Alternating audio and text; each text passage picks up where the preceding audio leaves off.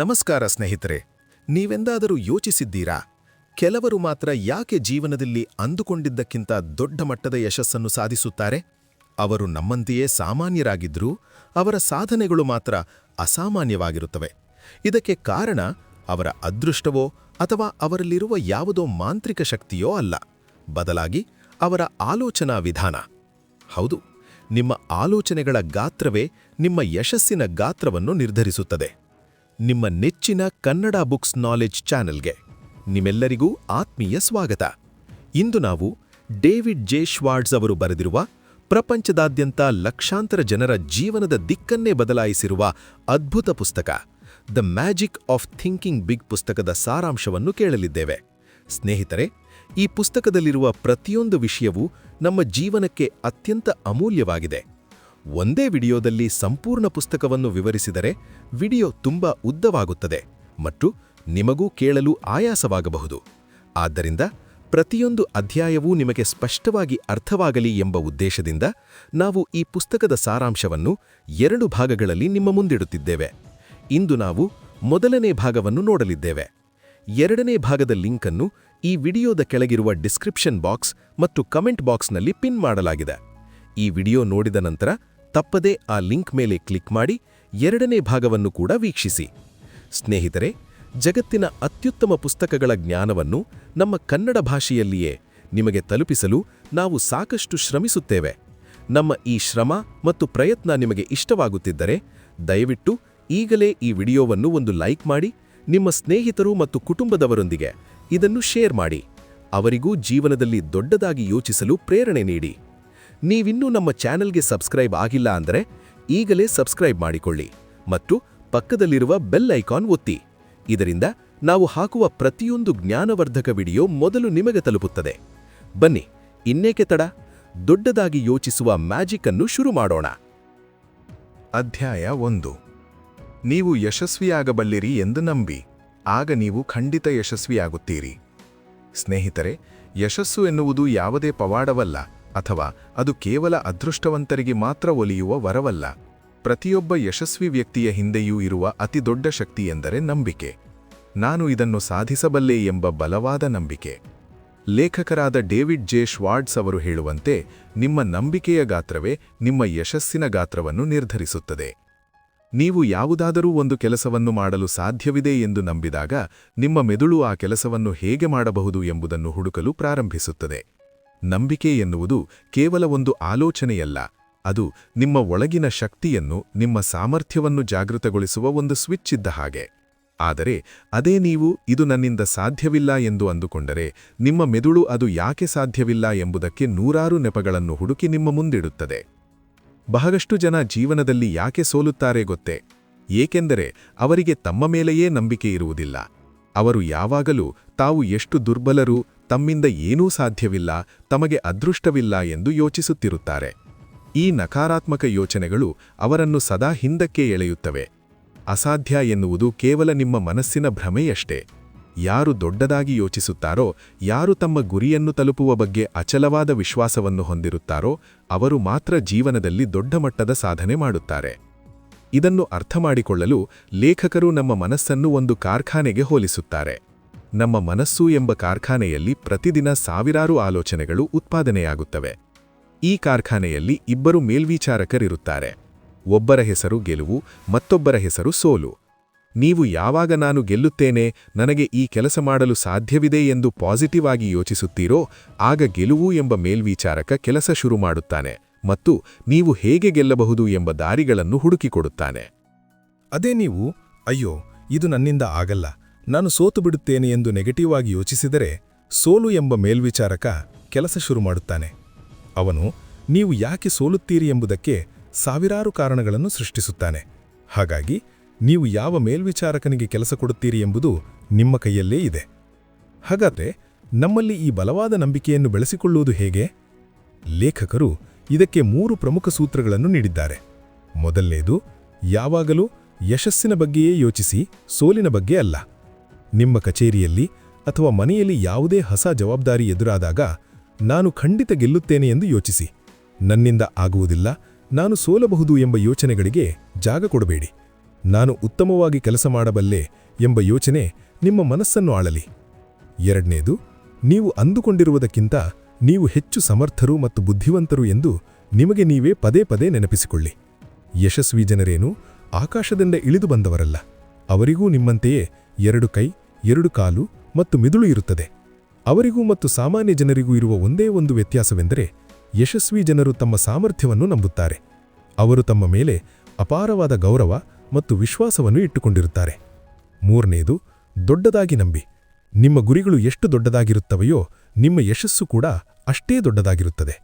ಸಣ್ಣ ಗುರಿಗಳನ್ನು ಇಟ್ಟುಕೊಂಡರೆ ಸಾಧನೆಯೂ ಸಣ್ಣದೇ ಆಗಿರುತ್ತದೆ. ದೊಡ್ಡ ಕನಸುಗಳನ್ನು ಕಾಣಿ ಮತ್ತು ಆ ಕನಸುಗಳನ್ನು ನನಸು ಮಾಡಿಕೊಳ್ಳಬಲ್ಲೆ ಎಂಬ ಅಚಲವಾದ ನಂಬಿಕೆಯನ್ನು ಬೆಳೆಸಿಕೊಳ್ಳಿ. ನೀವು ನಿಮ್ಮನ್ನು ಎಷ್ಟು ಗೌರವಿಸುತ್ತೀರೋ ಜಗತ್ತು ಕೂಡ ನಿಮ್ಮನ್ನು ಅಷ್ಟೇ ಗೌರವಿಸುತ್ತದೆ. ಸ್ನೇಹಿತರೆ, ಈ ಮೊದಲನೇ ಅಧ್ಯಾಯದ ಸಾರಾಂಶ ಎಷ್ಟೇ. ನಿಮ್ಮ ಮೇಲೆ ನಿಮಗೆ ನಂಬಿಕೆ ಇದ್ದರೆ ಜಗತ್ತಿನಲ್ಲಿ ಯಾವುದೂ ಅಸಾಧ್ಯವಲ್ಲ. ನಿಮ್ಮ ಮನಸ್ಸಿನ ಶಕ್ತಿಯನ್ನು ನಂಬಿ, ದೊಡ್ಡದಾಗಿ ಯೋಚಿಸಿ ಮತ್ತು ನಿಮ್ಮ ಯಶಸ್ಸಿನ ಪಯಣವನ್ನು ಇಂದೇ ಶುರು ಮಾಡಿ. ಮುಂದಿನ ಅಧ್ಯಾಯದಲ್ಲಿ ಮತ್ತಷ್ಟು ಅದ್ಭುತವಾದ ವಿಷಯಗಳನ್ನು ತಿಳಿದುಕೊಳ್ಳೋಣ. ಅಧ್ಯಾಯ 2. ನೆಪ ಹೇಳುವ ವಿಫಲತೆಯ ಕಾಯಿಲೆಯಿಂದ ನಿಮ್ಮನ್ನು ನೀವು ಗುಣಪಡಿಸಿಕೊಳ್ಳಿ. ಸ್ನೇಹಿತರೆ, ಯಶಸ್ವಿ ವ್ಯಕ್ತಿಗಳ ಮತ್ತು ಸಾಮಾನ್ಯ ಜನರ ನಡುವೆ ಇರುವ ಅತಿದೊಡ್ಡ ವ್ಯತ್ಯಾಸವೆಂದರೆ ಯಶಸ್ವಿ ಜನರು ಎಂದಿಗೂ ನೆಪಗಳನ್ನು ಹೇಳುವುದಿಲ್ಲ. ನೀವು ಯಾವುದೇ ಯಶಸ್ವಿ ವ್ಯಕ್ತಿಯನ್ನು ಭೇಟಿಯಾಗಿ ಅವರ ಜೀವನದ ಕಷ್ಟಗಳ ಬಗ್ಗೆ ಕೇಳಿ ನೋಡಿ. ಅವರು ಎಂದಿಗೂ ಆ ಕಷ್ಟಗಳನ್ನೇ ಕಾರಣವಾಗಿಟ್ಟುಕೊಂಡು ತಾವು ಯಾಕೆ ಸಾಧನೆ ಮಾಡಲಿಲ್ಲ ಎಂದು ನೆಪ ಹೇಳುವುದಿಲ್ಲ. ಆದರೆ ವಿಫಲರಾದ ಜನರನ್ನು ಗಮನಿಸಿ. ಅವರ ಬಳಿ ತಾವು ಯಾಕೆ ಸೋತೆವು ಎಂಬುದಕ್ಕೆ ಸಾವಿರಾರು ಕಾರಣಗಳಿರುತ್ತವೆ. ಲೇಖಕರು ಈ ನೆಪ ಹೇಳುವ ಅಭ್ಯಾಸವನ್ನು ಎಕ್ಸ್ಕ್ಯೂಸೈಟಿಸ್ ಅಂದರೆ ನೆಪ ಹೇಳುವ ಕಾಯಿಲೆ ಎಂದು ಕರೆಯುತ್ತಾರೆ. ಇದು ಯಶಸ್ಸನ್ನು ಕೊಲ್ಲುವ ಅತಿದೊಡ್ಡ ರೋಗ. ಈ ರೋಗವು ಮನುಷ್ಯನನ್ನು ಒಳಗಿನಿಂದಲೇ ನಾಶಮಾಡುತ್ತದೆ. ನೀವು ನಿಮ್ಮ ವಿಫಲತೆಗೆ ಎಷ್ಟು ಹೆಚ್ಚು ನೆಪಗಳನ್ನು ಹುಡುಕುತ್ತೀರೋ ಆ ನೆಪಗಳು ಅಷ್ಟೇ ಪ್ರಬಲವಾಗುತ್ತವೆ ಮತ್ತು ನಿಮ್ಮ ಆತ್ಮವಿಶ್ವಾಸವನ್ನು ಕುಗ್ಗಿಸುತ್ತವೆ. ಲೇಖಕರಾದ ಡೇವಿಡ್ ಜೆ ಶ್ವಾರ್ಟ್ಸ್ ಅವರು 4 ರೀತಿಯ ಪ್ರಮುಖ ನೆಪಗಳ ಬಗ್ಗೆ ವಿವರಿಸಿದ್ದಾರೆ. ಬನ್ನಿ, ಅವು ಯಾವುವು ಮತ್ತು ಅವುಗಳಿಂದ ಹೊರಬರುವುದು ಹೇಗೆ ಎಂದು ತಿಳಿಯೋಣ. ಮೊದಲನೆಯದು ಆರೋಗ್ಯದ ನೆಪ. ನನ್ನ ಆರೋಗ್ಯ ಸರಿಯಿಲ್ಲ, ನನಗೆ ಯಾವಾಗಲೂ ಸುಸ್ತಾಗುತ್ತದೆ ಅಥವಾ ನನಗೆ ಆ ಕಾಯಿಲೆ ಇದೆ, ಈ ಕಾಯಿಲೆ ಇದೆ ಎಂದು ಹೇಳುವುದು ಸಾಮಾನ್ಯ. ಈ ರೀತಿಯ ಯೋಚನೆಗಳು ನಿಮ್ಮ ಶಕ್ತಿಯನ್ನು ಮತ್ತಷ್ಟು ಕುಗ್ಗಿಸುತ್ತವೆ. ನಿಮಗೆ ನಿಜಕ್ಕೂ ಆರೋಗ್ಯದ ಸಮಸ್ಯೆ ಇದ್ದರೂ ಅದರ ಬಗ್ಗೆಯೇ ಅತಿಯಾಗಿ ಯೋಚಿಸುವುದು ಅಥವಾ ಇತರರ ಬಳಿ ಪದೇ ಪದೇ ಹೇಳಿಕೊಳ್ಳುವುದು ಅದನ್ನು ಇನ್ನಷ್ಟು ದೊಡ್ಡದು ಮಾಡುತ್ತದೆ. ಇದರ ಬದಲಾಗಿ, ಈಗ ನನ್ನ ಆರೋಗ್ಯ ಹೇಗಿದೆಯೋ ಅದಕ್ಕಾಗಿ ನಾನು ಕೃತಜ್ಞನಾಗಿದ್ದೇನೆ ಎಂದು ಯೋಚಿಸಿ. ನಿಮ್ಮಲ್ಲಿರುವ ಶಕ್ತಿಯನ್ನು ಸರಿಯಾದ ರೀತಿಯಲ್ಲಿ ಬಳಸಿಕೊಳ್ಳಿ ಮತ್ತು ಆರೋಗ್ಯದ ಬಗ್ಗೆ ಗುಣಗುವುದನ್ನು ಬಿಟ್ಟುಬಿಡಿ. ಎರಡನೆಯದು ಬುದ್ಧಿವಂತಿಕೆಯ ನೆಪ. ಅಯ್ಯೋ, ನಾನು ಅಷ್ಟು ಬುದ್ಧಿವಂತನಲ್ಲ, ನನಗೆ ಅಷ್ಟು ಓದಲು ಬರುವುದಿಲ್ಲ ಅಥವಾ ಆ ಕೆಲಸ ಮಾಡಲು ನನಗೆ ಸಾಕಷ್ಟು ಜ್ಞಾನವಿಲ್ಲ ಎಂದು ನೆಪ ಹೇಳುವುದು. ಸ್ನೇಹಿತರೆ, ಬುದ್ಧಿವಂತಿಕೆ ಎಂದರೆ ಕೇವಲ ಶಾಲೆಯಲ್ಲಿ ತೆಗೆದುಕೊಂಡ ಅಂಕಗಳಲ್ಲ. ಯಶಸ್ಸಿಗೆ ನಿಮ್ಮ ಮೆದುಳಿನಲ್ಲಿರುವ ಜ್ಞಾನಕ್ಕಿಂತ ಆ ಜ್ಞಾನವನ್ನು ನೀವು ಹೇಗೆ ಬಳಸಿಕೊಳ್ಳುತ್ತೀರಿ ಎಂಬುದು ಮುಖ್ಯ. ನಿಮ್ಮ ಆಸಕ್ತಿ, ನಿಮ್ಮ ದೃಢಸಂಕಲ್ಪ ಮತ್ತು ಕಲಿಯುವ ಹಂಬಲ ಜನ್ಮಜಾತ ಬುದ್ಧಿವಂತಿಕೆಗಿಂತ 100 ಪಟ್ಟು ಶಕ್ತಿಶಾಲಿ. ಹಾಗಾಗಿ ನಿಮ್ಮ ಮೆದುಳನ್ನು ಕೀಳಾಗಿ ಕಾಣಬೇಡಿ. ನಿಮ್ಮ ಬುದ್ಧಿಯನ್ನು ನಿಮ್ಮ ಗುರಿ ತಲುಪಲು ಹೇಗೆ ಬಳಸಬಹುದು ಎಂಬುದರ ಬಗ್ಗೆ ಮಾತ್ರ ಯೋಚಿಸಿ. ಮೂರನೆಯದು ವಯಸ್ಸಿನ ನೆಪ. ಈ ಕೆಲಸ ಮಾಡಲು ನನಗೆ ಇನ್ನೂ ವಯಸ್ಸಾಗಿಲ್ಲ, ನಾನು ತುಂಬಾ ಚಿಕ್ಕವನು ಅಥವಾ ಈಗ ನನಗೆ ತುಂಬಾ ವಯಸ್ಸಾಗಿಬಿಟ್ಟಿದೆ, ಇನ್ನೂ ಹೊಸದಾಗಿ ಏನನ್ನೂ ಸಾಧಿಸಲು ಸಾಧ್ಯ ಎಂದು ಹೇಳುವುದು. ಯಶಸ್ಸಿಗೆ ವಯಸ್ಸಿನ ಮಿತಿಯಿಲ್ಲ. ಎಷ್ಟೋ ಜನ ತಮ್ಮ 60 ಅಥವಾ 70ನೇ ವಯಸ್ಸಿನಲ್ಲಿ ಅದ್ಭುತ ಸಾಧನೆ ಮಾಡಿದ್ದಾರೆ. ಹಾಗೆಯೇ ಚಿಕ್ಕ ವಯಸ್ಸಿನಲ್ಲೇ ದೊಡ್ಡ ಸಾಮ್ರಾಜ್ಯಗಳನ್ನು ಕಟ್ಟಿದವರಿದ್ದಾರೆ. ನಿಮ್ಮ ವಯಸ್ಸು ಕೇವಲ ಒಂದು ಸಂಖ್ಯೆಯಷ್ಟೇ. ನೀವು ಏನನ್ನು ಸಾಧಿಸಲು ಹೊರಟಿದ್ದೀರೋ ಅದಕ್ಕೆ ಈಗಲೇ ಸರಿಯಾದ ಸಮಯ ಎಂದು ನಂಬಿ ಮತ್ತು ಕಾರ್ಯಪ್ರವೃತ್ತರಾಗಿ. ನಾಲ್ಕನೆಯದು ಅದೃಷ್ಟದ ನೆಪ. ಅವನಿಗೆ ತುಂಬಾ ಅದೃಷ್ಟ ಇದೆ, ಅದಕ್ಕೆ ಅವನು ಅಲ್ಲಿಗೆ ತಲುಪಿದ. ನನಗೆ ಅದೃಷ್ಟವೇ ಇಲ್ಲ, ನನ್ನ ಹಣೆಯ ಬರಹವೇ ಸರಿಯಿಲ್ಲ ಎಂದು ಕೊರಗುವುದು. ನೆನಪಿಡಿ ಸ್ನೇಹಿತರೆ, ಅದೃಷ್ಟ ಎನ್ನುವುದು ತಾನಾಗಿಯೇ ಆಕಾಶದಿಂದ ಬೀಳುವುದಿಲ್ಲ. ಕಠಿಣ ಪರಿಶ್ರಮ, ಪೂರ್ವ ಸಿದ್ಧತೆ ಮತ್ತು ಸರಿಯಾದ ಅವಕಾಶಗಳು ಒಟ್ಟುಗೂಡಿದಾಗ ಅದೃಷ್ಟ ಸೃಷ್ಟಿಯಾಗುತ್ತದೆ. ನೀವು ಸುಮ್ಮನೆ ಕೂತು ಅದೃಷ್ಟವನ್ನು ಕಾಯುತ್ತಿದ್ದರೆ ಅದು ಎಂದಿಗೂ ಬರುವುದಿಲ್ಲ. ನೀವು ನಿಮ್ಮ ಗುರಿಯತ್ತ ದೃಢವಾದ ಹೆಜ್ಜೆ ಇಟ್ಟಾಗ ಮಾತ್ರ ಅದೃಷ್ಟ ಕೂಡ ನಿಮ್ಮ ಬೆಂಬಲಕ್ಕೆ ನಿಲ್ಲುತ್ತದೆ. ಸ್ನೇಹಿತರೆ, ಈ 4 ನೆಪಗಳನ್ನು ನಿಮ್ಮ ಜೀವನದಿಂದ ಶಾಶ್ವತವಾಗಿ ಕಿತ್ತುಹಾಕಿ. ನೆಪಗಳನ್ನು ಹೇಳುವುದರಿಂದ ಯಾರಿಗೂ ಲಾಭವಿಲ್ಲ. ಅದರಿಂದ ಕೇವಲ ನಿಮ್ಮ ಸಮಯ ಮತ್ತು ಶಕ್ತಿ ವ್ಯರ್ಥವಾಗುತ್ತದೆ. ನೀವು ಯಶಸ್ವಿಯಾಗಲು ಯಾವೆಲ್ಲ ಅವಕಾಶಗಳಿವೆ ಎಂಬುದರ ಬಗ್ಗೆ ಮಾತ್ರ ಗಮನಹರಿಸಿ. ಎಲ್ಲಿಯವರೆಗೆ ನೀವು ನಿಮ್ಮ ವಿಫಲತೆಗೆ ಇತರರನ್ನು ಅಥವಾ ಸನ್ನಿವೇಶಗಳನ್ನು ದೂಷಿಸುತ್ತೀರೋ ಅಲ್ಲಿಯವರೆಗೆ ನೀವು ಬೆಳೆಯಲು ಸಾಧ್ಯವಿಲ್ಲ. ನಿಮ್ಮ ಜೀವನದ ಸಂಪೂರ್ಣ ಜವಾಬ್ದಾರಿಯನ್ನು ನಿಮ್ಮ ಹೆಗಲ ಮೇಲೆ ತೆಗೆದುಕೊಳ್ಳಿ. ಆಗ ಮಾತ್ರ ದೊಡ್ಡ ಯಶಸ್ಸು ನಿಮ್ಮದಾಗುತ್ತದೆ. ಈ ಅಧ್ಯಾಯದ ಮೂಲಕ ಲೇಖಕರು ನಮ್ಮ ಮನಸ್ಸಿನ ಅಡೆತಡೆಗಳನ್ನು ಹೇಗೆ ನಿವಾರಿಸಿಕೊಳ್ಳಬೇಕು ಎಂಬುದನ್ನು ಅತ್ಯಂತ ಅದ್ಭುತವಾಗಿ ತಿಳಿಸಿದ್ದಾರೆ. ಅಧ್ಯಾಯ 3. ಆತ್ಮವಿಶ್ವಾಸವನ್ನು ಬೆಳೆಸಿಕೊಳ್ಳಿ ಮತ್ತು ಭಯವನ್ನು ನಾಶಮಾಡಿ. ಸ್ನೇಹಿತರೆ, ಯಶಸ್ಸಿನ ಹಾದಿಯಲ್ಲಿ ಮನುಷ್ಯನಿಗೆ ಎದುರಾಗುವ ಅತಿ ದೊಡ್ಡ ಶತ್ರು ಎಂದರೆ ಅದು ಭಯ. ಭಯವು ನಮ್ಮ ಆಲೋಚನಾ ಶಕ್ತಿಯನ್ನು ನಾಶಪಡಿಸುತ್ತದೆ ಮತ್ತು ನಮ್ಮನ್ನು ಹಿಂದಕ್ಕೆ ಎಳೆಯುತ್ತದೆ. ಲೇಖಕರು ಹೇಳುವಂತೆ, ಭಯ ಎನ್ನುವುದು ನಿಜವಾದ ಶಕ್ತಿ, ಆದರೆ ಅದನ್ನು ನಾಶಪಡಿಸಲು ಇರುವ ಏಕೈಕ ಅಸ್ತ್ರ ಎಂದರೆ ಆತ್ಮವಿಶ್ವಾಸ. ಬಲವಾದ ಆತ್ಮವಿಶ್ವಾಸವಿದ್ದರೆ ಎಂತಹ ಭಯವನ್ನಾದರೂ ನಾವು ಸುಲಭವಾಗಿ ಗೆಲ್ಲಬಹುದು. ಬಹಳಷ್ಟು ಜನರಿಗೆ ತಾವು ಹೊಸ ಕೆಲಸ ಶುರು ಮಾಡುವಾಗ ಅಥವಾ ಹೊಸ ಜನರನ್ನು ಭೇಟಿಯಾಗುವಾಗ ವಿಪರೀತ ಭಯವಾಗುತ್ತದೆ. ನಾನು ಸೋತುಬಿಟ್ಟರೆ ಏನು ಗತಿ? ಇತರರು ನನ್ನ ಬಗ್ಗೆ ಏನು ಯೋಚಿಸುತ್ತಾರೆ ಎಂಬ ಭಯವೇ ಅವರನ್ನು ಏನನ್ನೂ ಮಾಡದಂತೆ ತಡೆಯುತ್ತದೆ. ಲೇಖಕರಾದ ಡೇವಿಡ್ ಜೆ ಶ್ವಾರ್ಟ್ಸ್ ಅವರು ಭಯವನ್ನು ಹೋಗಲಾಡಿಸಲು ಮತ್ತು ಆತ್ಮವಿಶ್ವಾಸವನ್ನು ಬೆಳೆಸಿಕೊಳ್ಳಲು ಕೆಲವು ಅತ್ಯುತ್ತಮ ತಂತ್ರಗಳನ್ನು ನೀಡಿದ್ದಾರೆ. ಅವುಗಳಲ್ಲಿ ಅತ್ಯಂತ ಪ್ರಮುಖವಾದದ್ದು ಎಂದರೆ ಕಾರ್ಯಪ್ರವೃತ್ತರಾಗುವುದು. ಹೌದು ಸ್ನೇಹಿತರೆ, ಯಾವುದೇ ಭಯವನ್ನು ಓಡಿಸಲು ಇರುವ ಮದ್ದು ಎಂದರೆ ಆ ಭಯವನ್ನು ಎದುರಿಸುವುದು. ಉದಾಹರಣೆಗೆ, ನಿಮಗೆ ವೇದಿಕೆಯ ಮೇಲೆ ಮಾತನಾಡಲು ಭಯವಿದ್ದರೆ ಆ ಭಯವನ್ನು ಹೋಗಲಾಡಿಸುವ ಒಂದೇ ದಾರಿ ಎಂದರೆ ವೇದಿಕೆಯ ಮೇಲೆ ನಿಂತು ಮಾತನಾಡುವುದು. ನೀವು ಎಲ್ಲಿಯವರೆಗೆ ಆ ಕೆಲಸವನ್ನು ಮಾಡುವುದಿಲ್ಲವೋ ಅಲ್ಲಿಯವರೆಗೆ ಆ ಭಯ ನಿಮ್ಮನ್ನು ಕಾಡುತ್ತಲೇ ಇರುತ್ತದೆ. ಒಮ್ಮೆ ನೀವು ಆ ಕೆಲಸವನ್ನು ಮಾಡಿ ಮುಗಿಸಿದರೆ ನಿಮ್ಮ ಭಯ ತನ್ನಿಂದ ತಾನೇ ಮಾಯವಾಗುತ್ತದೆ. ಆದ್ದರಿಂದ ಭಯವನ್ನು ಎದುರಿಸಿ, ಸುಮ್ಮನೆ ಕೂರಬೇಡಿ, ತಕ್ಷಣ ಕಾರ್ಯರೂಪಕ್ಕೆ ಇಳಿಯಿರಿ. 2ನೆಯ ತಂತ್ರ, ನಿಮ್ಮ ನೆನಪಿನ ಬ್ಯಾಂಕ್ನಲ್ಲಿ ಕೇವಲ ಸಕಾರಾತ್ಮಕ ವಿಚಾರಗಳನ್ನು ಮಾತ್ರ ಜಮೆ ಮಾಡಿ. ನಮ್ಮ ಮೆದುಳು ಒಂದು ಬ್ಯಾಂಕ್ ಇದ್ದ ಹಾಗೆ. ನಾವು ಪ್ರತಿದಿನ ಅದರಲ್ಲಿ ಏನೇನು ಯೋಚನೆಗಳನ್ನು ಹಾಕುತ್ತೇವೆಯೋ ಅದೇ ಯೋಚನೆಗಳು ನಮಗೆ ಮರಳಿ ಸಿಗುತ್ತವೆ. ನೀವು ಸದಾ ನಿಮ್ಮ ಹಳೆಯ ಸೋಲುಗಳ ಬಗ್ಗೆ, ನಿಮ್ಮ ಕಷ್ಟಗಳ ಬಗ್ಗೆಯೇ ಯೋಚಿಸುತ್ತಿದ್ದರೆ ನಿಮ್ಮ ಮೆದುಳಿನ ಬ್ಯಾಂಕ್ನಲ್ಲಿ ಬರೀ ನಕಾರಾತ್ಮಕ ವಿಚಾರಗಳು ತುಂಬಿಕೊಳ್ಳುತ್ತವೆ. ಇದು ನಿಮ್ಮ ಆತ್ಮವಿಶ್ವಾಸವನ್ನು ಸಂಪೂರ್ಣವಾಗಿ ನಾಶ ಮಾಡುತ್ತದೆ. ಇದರ ಬದಲಾಗಿ ನಿಮ್ಮ ಹಿಂದಿನ ಯಶಸ್ಸುಗಳ ಬಗ್ಗೆ, ನೀವು ಮಾಡಿದ ಸಾಧನೆಗಳ ಬಗ್ಗೆ ಮತ್ತು ನಿಮ್ಮ ಒಳ್ಳೆಯ ಗುಣಗಳ ಬಗ್ಗೆ ಯೋಚಿಸಿ. ನಿಮ್ಮ ಮೆದುಳಿನ ಬ್ಯಾಂಕಿಗೆ ಕೇವಲ ಧನಾತ್ಮಕ ಆಲೋಚನೆಗಳನ್ನು ಮಾತ್ರ ಹಾಕಿ. ಆಗ ನಿಮ್ಮ ಆತ್ಮವಿಶ್ವಾಸ ತಾನಾಗಿಯೇ ಹೆಚ್ಚಾಗುತ್ತದೆ. 3ನೆಯದಾಗಿ, ಜನರ ಬಗ್ಗೆ ಇರುವ ಭಯವನ್ನು ಬಿಟ್ಟುಬಿಡಿ. ಬಹಳಷ್ಟು ಜನರಿಗೆ ಇತರರು ತಮ್ಮ ಬಗ್ಗೆ ಏನು ಯೋಚಿಸುತ್ತಾರೋ ಎಂಬ ಭಯವಿರುತ್ತದೆ.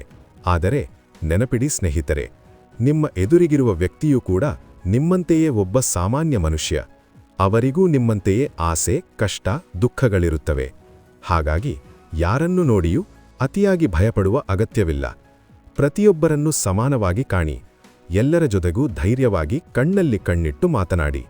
ಕಣ್ಣಲ್ಲಿ ಕಣ್ಣಿಟ್ಟು ಮಾತನಾಡುವುದು ನಿಮ್ಮಲ್ಲಿ ಅಪಾರವಾದ ಆತ್ಮವಿಶ್ವಾಸವನ್ನು ತುಂಬುತ್ತದೆ. ಕೊನೆಯದಾಗಿ, ಯಾವಾಗಲೂ ನಿಮ್ಮ ಆತ್ಮಸಾಕ್ಷಿಗೆ ಸರಿಯೆನಿಸುವ ಕೆಲಸವನ್ನೇ ಮಾಡಿ. ನಾವು ಯಾವಾಗ ತಪ್ಪು ಮಾಡುತ್ತೇವೆಯೋ ಆಗ ನಮ್ಮ ಮನಸ್ಸಿನಲ್ಲಿ ಒಂದು ರೀತಿಯ ಅಪರಾಧ ಪ್ರಜ್ಞೆ ಮೂಡುತ್ತದೆ ಮತ್ತು ಇದು ಭಯಕ್ಕೆ ಕಾರಣವಾಗುತ್ತದೆ. ನೀವು ಪ್ರಾಮಾಣಿಕರಾಗಿದ್ದಾಗ ಮತ್ತು ಸರಿಯಾದ ದಾರಿಯಲ್ಲಿ ನಡೆಯುತ್ತಿರುವಾಗ ನಿಮಗೆ ಯಾರ ಭಯವೂ ಇರುವುದಿಲ್ಲ. ನಿಮ್ಮ ಆತ್ಮಸಾಕ್ಷಿ ಶುದ್ಧವಾಗಿದ್ದರೆ ನಿಮ್ಮ ಆತ್ಮವಿಶ್ವಾಸ ಎಂದಿಗೂ ಕುಗ್ಗುವುದಿಲ್ಲ. ಸ್ನೇಹಿತರೆ, ಭಯ ಎನ್ನುವುದು ಕೇವಲ ನಮ್ಮ ಮನಸ್ಸಿನ ಒಂದು ಸೃಷ್ಟಿಯಷ್ಟೇ.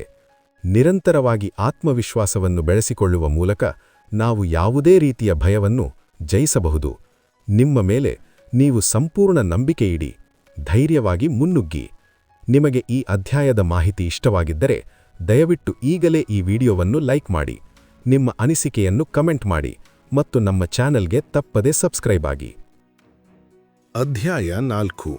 ದೊಡ್ಡದಾಗಿ ಯೋಚಿಸುವುದು ಹೇಗೆ? ಸ್ನೇಹಿತರೆ, ನಾವು ಯಶಸ್ಸನ್ನು ಅಳೆಯುವುದು ಕೇವಲ ನಮ್ಮ ಬ್ಯಾಂಕ್ ಬ್ಯಾಲೆನ್ಸ್ನಿಂದಲೋ ಅಥವಾ ನಮ್ಮ ಡಿಗ್ರಿಗಳಿಂದಲೋ ಅಲ್ಲ, ಬದಲಾಗಿ ನಮ್ಮ ಆಲೋಚನೆಗಳ ಗಾತ್ರದಿಂದ. ಲೇಖಕರು ಹೇಳುವಂತೆ ಮನುಷ್ಯನ ಅತಿದೊಡ್ಡ ದೌರ್ಬಲ್ಯವೆಂದರೆ ತನ್ನನ್ನು ತಾನು ಕೀಳಾಗಿ ಅಂದಾಜಿಸಿಕೊಳ್ಳುವುದು. ಎಷ್ಟೋ ಜನ ತಮ್ಮಲ್ಲಿರುವ ಅದ್ಭುತ ಪ್ರತಿಭೆಯನ್ನು ಗುರುತಿಸದೆ ನಾನು ಸಾಮಾನ್ಯ ವ್ಯಕ್ತಿ, ನನ್ನಿಂದ ದೊಡ್ಡ ಸಾಧನೆ ಸಾಧ್ಯವಿಲ್ಲ ಎಂದುಕೊಂಡು ಸಣ್ಣಪುಟ್ಟ ಕೆಲಸಗಳಲ್ಲೇ ತೃಪ್ತಿಪಡುತ್ತಾರೆ. ಆದರೆ ಯಾರು ತಮ್ಮನ್ನು ತಾವು ದೊಡ್ಡದಾಗಿ ಕಾಣುತ್ತಾರೋ ಅವರು ಮಾತ್ರ ಜಗತ್ತಿನಲ್ಲಿ ದೊಡ್ಡದಾಗಿ ಬೆಳೆಯುತ್ತಾರೆ. ಮೊದಲನೆಯದಾಗಿ, ದೊಡ್ಡದಾಗಿ ಯೋಚಿಸಲು ನೀವು ಬಳಸುವ ಪದಗಳನ್ನು ಬದಲಾಯಿಸಿ. ನಾವು ಪ್ರತಿದಿನ ಆಡುವ ಮಾತುಗಳು ನಮ್ಮ ಭವಿಷ್ಯವನ್ನು ಬರೆಯುತ್ತವೆ. ನೀವು ಯಾವಾಗಲೂ ಕಷ್ಟ, ಆಗಲ್ಲ, ತೊಂದರೆ, ಸೋಲು ಎಂಬ ಪದಗಳನ್ನು ಬಳಸುತ್ತಿದ್ದರೆ ನಿಮ್ಮ ಮನಸ್ಸು ಕೂಡ ಹಾಗೆಯೇ ಯೋಚಿಸುತ್ತದೆ. ಬದಲಾಗಿ ಸಾಧ್ಯವಿದೆ, ಅದ್ಭುತ, ಗೆಲುವು, ಉತ್ಸಾಹ ಎಂಬ ಧನಾತ್ಮಕ ಪದಗಳನ್ನು ಬಳಸಿ. ಉದಾಹರಣೆಗೆ, ನಿಮ್ಮ ಕೆಲಸದಲ್ಲಿ ಅಥವಾ ವ್ಯಾಪಾರದಲ್ಲಿ ಸ್ವಲ್ಪ ಹಿನ್ನಡೆಯಾದಾಗ ಇದು ನನ್ನ ಜೀವನದ ಅಂತ್ಯ ಎಂದು ಯೋಚಿಸುವ ಬದಲು ಇದು ನನಗೆ ಸಿಕ್ಕ ಒಂದು ಹೊಸ ಪಾಠ, ಮುಂದಿನ ಬಾರಿ ಇನ್ನಷ್ಟು ಉತ್ತಮವಾಗಿ ಮಾಡುತ್ತೇನೆ ಎಂದು ಹೇಳಿಕೊಳ್ಳಿ. ನಿಮ್ಮ ಧನಾತ್ಮಕ ಪದಗಳು ನಿಮ್ಮಲ್ಲಿ ಹೊಸ ಶಕ್ತಿಯನ್ನು ತುಂಬುತ್ತವೆ. ಎರಡನೆಯದಾಗಿ, ಕೇವಲ ಈಗ ನಮ್ಮ ಕಣ್ಣ ಮುಂದೆ ಇರುವುದನ್ನು ಮಾತ್ರ ನೋಡಬೇಡಿ. ಭವಿಷ್ಯದಲ್ಲಿ ಏನಾಗಬಹುದು ಎಂಬುದನ್ನು ಕಲ್ಪಿಸಿಕೊಳ್ಳಿ. ಒಬ್ಬ ಸಾಮಾನ್ಯ ಬಿಲ್ಡರ್ ಒಂದು ಖಾಲಿ ಜಾಗವನ್ನು ನೋಡಿದಾಗ ಅದೊಂದು ಬರೀ ಮಣ್ಣಿನ ಗುಡ್ಡೆ ಎಂದು ಯೋಚಿಸುತ್ತಾನೆ. ಆದರೆ ಒಬ್ಬ ದೊಡ್ಡ ದೃಷ್ಟಿಕೋನ ಇರುವ ಬಿಲ್ಡರ್ ಅದೇ ಜಾಗವನ್ನು ನೋಡಿದಾಗ ಅಲ್ಲಿ ಭವಿಷ್ಯದಲ್ಲಿ ತಲೆ ಎತ್ತಲಿರುವ ಸುಂದರವಾದ ಕಟ್ಟಡವನ್ನು ಕಲ್ಪಿಸಿಕೊಳ್ಳುತ್ತಾನೆ. ನೀವು ಕೂಡ ನಿಮ್ಮ ಜೀವನವನ್ನು, ನಿಮ್ಮ ಕೆಲಸವನ್ನು ಇದೇ ರೀತಿ ನೋಡಬೇಕು. ಇಂದು ನೀವು ಸಣ್ಣ ಮಟ್ಟದಲ್ಲಿರಬಹುದು, ಆದರೆ ನಿಮ್ಮ ಮುಂದಿನ ಗುರಿ ಅತ್ಯುನ್ನತ ಮಟ್ಟಕ್ಕೆ ಬೆಳೆಯುವುದು ಎಂಬಷ್ಟು ದೊಡ್ಡದಾಗಿರಬೇಕು. ನಿಮ್ಮ ಭವಿಷ್ಯದ ಅದ್ಭುತ ಚಿತ್ರಣ ಸದಾ ನಿಮ್ಮ ಕಣ್ಣು ಮುಂದಿರಲಿ. ಮೂರನೆಯದಾಗಿ, ಸಣ್ಣ ಪುಟ್ಟ ವಿಷಯಗಳಿಗಾಗಿ ತಲೆಕೆಡಿಸಿಕೊಳ್ಳಬೇಡಿ. ದೊಡ್ಡದಾಗಿ ಯೋಚಿಸುವವರು ಸಣ್ಣ ಪುಟ್ಟ ತಪ್ಪುಗಳಿಗೆ, ಇತರರ ಟೀಕೆಗಳಿಗೆ ಅಥವಾ ದಿನನಿತ್ಯದ ಸಣ್ಣ ಕಿರಿಕಿರಿಗಳಿಗೆ ತಮ್ಮ ಅಮೂಲ್ಯವಾದ ಸಮಯವನ್ನು ವ್ಯರ್ಥ ಮಾಡುವುದಿಲ್ಲ. ಯಾರೋ ಏನೋ ಅಂದರೂ ನನಗೆ ಅಪಮಾನವಾಯಿತು ಎಂದು ಕೊರಗುತ್ತಾ ಕೂರುವ ಬದಲು ನಿಮ್ಮ ದೊಡ್ಡ ಗುರಿಯ ಕಡೆಗೆ ಗಮನಹರಿಸಿ. ನಿಮ್ಮ ಗುರಿ ಪರ್ವತದಷ್ಟು ದೊಡ್ಡದಾಗಿದ್ದಾಗ ದಾರಿಯಲ್ಲಿ ಸಿಗುವ ಸಣ್ಣ ಕಲ್ಲು ಮುಳ್ಳುಗಳು ನಿಮಗೆ ದೊಡ್ಡದಾಗಿ ಕಾಣಿಸುವುದೇ ಇಲ್ಲ. ಸ್ನೇಹಿತರೆ, ದೊಡ್ಡದಾಗಿ ಯೋಚಿಸುವುದು ಎಂದರೆ ನಿಮ್ಮ ಮೇಲೆ, ನಿಮ್ಮ ಸಾಮರ್ಥ್ಯದ ಮೇಲೆ ನೀವು ಅಪಾರವಾದ ನಂಬಿಕೆ ಇಡುವುದು. ನಿಮ್ಮ ಪ್ರತಿಭೆಯನ್ನು ಎಂದಿಗೂ ಕಡಿಮೆ ಅಂದಾಜಿಸಬೇಡಿ. ನಿಮ್ಮ ಯೋಚನೆಗಳು ಆಕಾಶದಷ್ಟು ವಿಶಾಲವಾಗಿರಲಿ. ಆಗ ನಿಮ್ಮ ಯಶಸ್ಸು ಕೂಡ ಆಕಾಶದಷ್ಟೇ ಎತ್ತರಕ್ಕೆ ಬೆಳೆಯುತ್ತದೆ. ಈ ಅಧ್ಯಾಯದ ಮೂಲಕ ಲೇಖಕರು ನಮ್ಮ ದೃಷ್ಟಿಕೋನವನ್ನು ವಿಸ್ತರಿಸುವ ಅತ್ಯಮೂಲ್ಯ ಪಾಠವನ್ನು ಹೇಳಿಕೊಟ್ಟಿದ್ದಾರೆ. ಅಧ್ಯಾಯ 5. ಸೃಜನಶೀಲವಾಗಿ ಯೋಚಿಸುವುದು ಮತ್ತು ಕನಸು ಕಾಣುವುದು ಹೇಗೆ? ಸ್ನೇಹಿತರೆ, ಸೃಜನಶೀಲತೆ ಅಂದರೆ ಕೇವಲ ಚಿತ್ರ ಬಿಡಿಸುವುದು, ಹಾಡು ಹಾಡುವುದು ಅಥವಾ ಕವನ ಬರೆಯುವುದು ಮಾತ್ರವಲ್ಲ. ಸೃಜನಶೀಲತೆ ಎಂದರೆ ಯಾವುದೇ ಒಂದು ಕೆಲಸವನ್ನು ಹೊಸದಾಗಿ, ವಿಭಿನ್ನವಾಗಿ ಮತ್ತು ಇನ್ನಷ್ಟು ಉತ್ತಮವಾಗಿ ಮಾಡಲು ದಾರಿಗಳನ್ನು ಹುಡುಕುವುದು. ಲೇಖಕರು ಹೇಳುವಂತೆ ಯಶಸ್ವಿ ವ್ಯಕ್ತಿಗಳು ಯಾವಾಗಲೂ ಈ ಕೆಲಸವನ್ನು ಇನ್ನೂ ಸುಲಭವಾಗಿ ಹೇಗೆ ಮಾಡಬಹುದು, ಇನ್ನೂ ವೇಗವಾಗಿ ಹೇಗೆ ಮುಗಿಸಬಹುದು ಎಂದು ಯೋಚಿಸುತ್ತಿರುತ್ತಾರೆ. ಇದಕ್ಕೆ ಮೊದಲನೇ ಹೆಜ್ಜೆ ನೀವು ಯಾವುದನ್ನಾದರೂ ಮಾಡಬಹುದು ಎಂದು ನಂಬುವುದು. ನೀವು ಯಾವಾಗ ಹೌದು, ಇದನ್ನು ಮಾಡಲು ಖಂಡಿತ ಸಾಧ್ಯವಿದೆ ಎಂದು ಬಲವಾಗಿ ನಂಬುತ್ತೀರೋ ಆಗ ನಿಮ್ಮ ಮೆದುಳು ಆ ಕೆಲಸವನ್ನು ಹೇಗೆ ಮಾಡಬಹುದು ಎಂಬ ಹೊಸ ಉಪಾಯಗಳನ್ನು ಹುಡುಕಲು ಶುರು ಮಾಡುತ್ತದೆ. ಆದರೆ ನೀವು ಇದು ಅಸಾಧ್ಯ, ಇದು ಆಗುವುದಿಲ್ಲ ಎಂದುಕೊಂಡರೆ ನಿಮ್ಮ ಮೆದುಳು ಕೆಲಸ ಮಾಡುವುದನ್ನೇ ನಿಲ್ಲಿಸಿಬಿಡುತ್ತದೆ. ಆದ್ದರಿಂದ ಅಸಾಧ್ಯ ಎಂಬ ಪದವನ್ನು ನಿಮ್ಮ ಮನಸ್ಸಿನಿಂದಲೇ ಕಿತ್ತುಹಾಕಿ. ಎರಡನೆಯದಾಗಿ, ಸಾಂಪ್ರದಾಯಿಕ ಯೋಚನೆಗಳಿಂದ ಹೊರಬನ್ನಿ. ಬಹಳಷ್ಟು ಜನ ನಮ್ಮ ಹಿಂದಿನ ಕಾಲದಿಂದಲೂ ಹೀಗೆಯೇ ಮಾಡಿಕೊಂಡು ಬಂದಿದ್ದಾರೆ, ಹಾಗಾಗಿ ಇದೇ ಸರಿಯಾದ ದಾರಿ ಎಂದು ಹಳೆಯ ಪದ್ಧತಿಗಳಿಗೆ ಅಂಟಿಕೊಳ್ಳುತ್ತಾರೆ. ಆದರೆ ಜಗತ್ತು ವೇಗವಾಗಿ ಬದಲಾಗುತ್ತಿದೆ. ನಿನ್ನೆ ಯಶಸ್ಸು ತಂದುಕೊಟ್ಟ ವಿಧಾನ ಇಂದು ಕೆಲಸ ಮಾಡದಿರಬಹುದು. ಹಾಗಾಗಿ ಹೊಸ ವಿಚಾರಗಳಿಗೆ, ಹೊಸ ವಿಧಾನಗಳಿಗೆ ಯಾವಾಗಲೂ ನಿಮ್ಮ ಮನಸ್ಸಿನ ಬಾಗಿಲು ತೆರೆದಿರಲಿ.